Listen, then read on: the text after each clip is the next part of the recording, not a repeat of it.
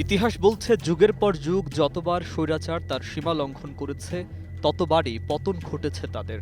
কিন্তু সেই পতনের পর গণতন্ত্রের পথ মসৃণ নয়, বরং এটি লম্বা, জটিল এবং অব্যাহত পরীক্ষা। ২০০৩ সালে জর্জিয়ার রক্তপাতহীন গোলাপ বিপ্লব ছিল আশার এক উজ্জ্বল প্রদীপ। মিখেল আকাশভিলি ক্ষমতায় আসেন সংস্কার ও পশ্চিমমুখী রূপান্তরের প্রতিশ্রুতি নিয়ে। শুরুতে উচ্ছ্বাসের ঢেউ, কিন্তু পরবর্তীতে রাজনৈতিক মেরুকরণ, বিরোধী দমন ও বিতর্কে তার শাসন ধীরে ধীরে ক্ষয়ে যায়। বিপ্লবের উচ্ছ্বাস আকাশে, গণতন্ত্রের বাস্তবতা মাটিতে লুটিয়ে, এই দ্বন্দ্ব জর্জিয়ার গল্প।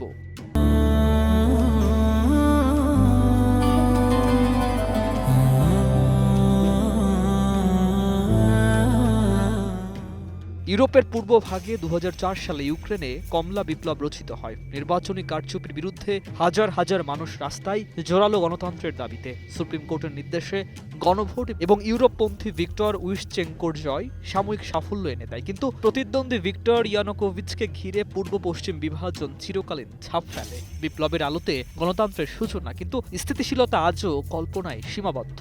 এরপর আরব বিশ্বের নজির তিউনিসিয়া। ২৩ বছরের শাসক বেন আলীর পতনের পর দেশ জেগে ওঠে। আরব বসন্ত নামক আন্দোলন সমাজের গভীর স্তরকে আন্দোলিত করে। নির্বাচনের মাধ্যমে নতুন সংবিধান, গণতান্ত্রিক কাঠামো সবকিছুই ছিল আশাবঞ্চক। কিন্তু অর্থনৈতিক সংকট, রাজনৈতিক বিভাজন এবং সংস্কারের ঘাটতি জনগণের প্রত্যাশাকে পূর্ণ করতে পারেনি। একই ঢেউ মিশরেও। প্রায় ৩ দশক ক্ষমতায় থাকা হোসনি মোবারক চলে যাওয়ার পর নির্বাচনে মুসলিম ব্রাদারহুড সমর্থিত মোহাম্মদ মুশি জয়ী হন, কিন্তু সামরিক অভ্যুত্থান করে আব্দুস ফাতাহ আল সিসি ক্ষমতায় আসেন। গণতন্ত্রের স্বপ্ন ধূলিসাৎ, বাস্তবতার কঠিন দেয়ালে ধাক্কা খায়।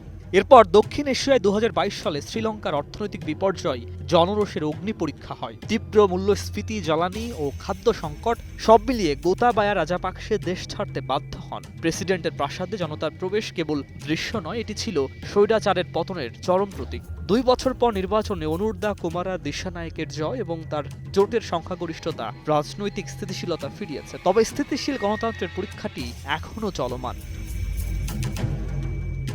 বিপ্লবের গল্প প্রতিটি দেশে একই, উচ্ছ্বাস, আশা, উদ্দীপনা। কিন্তু গণতন্ত্রের জন্ম, বিকাশ এবং টিকে থাকা কঠিন, দীর্ঘ এবং একাধিক চ্যালেঞ্জের মধ্যে দিয়ে হয়। জর্জিয়া থেকে শ্রীলঙ্কা, সব জায়গাতেই দেখা যায় জনতার উচ্ছ্বাস ইতিহাস গড়ে, কিন্তু স্থায়ী গণতন্ত্র গড়ে ওঠে কেবল সংলাপ, সংস্কার এবং ধৈর্যের মাধ্যমে। বিপ্লবের উচ্ছ্বাস আকর্ষণীয়, কিন্তু গণতন্ত্রের বাস্তবতা গভীর এবং আরও জটিল।